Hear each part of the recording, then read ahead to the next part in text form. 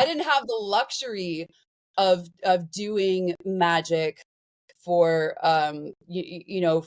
for recreation or for anything that was not going to be linked to a concrete and tangible result in my life. Right. So I started practice. Well, I set an intention to start learning or practicing chaos magic, and I bought some books.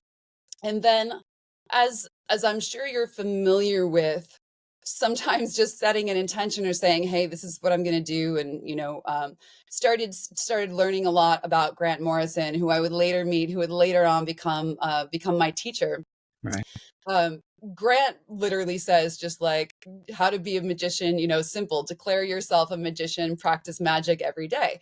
And so I just started there, really. And something happened where I started having this awakening for a number of reasons that, I could potentially unpack, but for the sake of brevity, I started seeing some very strong flaws in my own logic of how I was going about life. I'll give you the main one that really did it for me.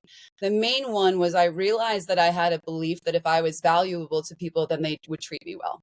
And Mm. when we make that conscious, when we say it out loud, it sounds ridiculous. I'm like, that's laughable. And I thought to myself, in my head, I was like, wow, like people destroy beautiful things all the time. You could be a priceless, like, did you know, like a few years ago, like the Mona Lisa got a cake thrown at her? Like, Right. just because, yeah, from someone who was like making a point, like it would be the equivalent of me being like the Mona Lisa and being like, oh, I guess I better do better because I got a cake thrown at me. You know?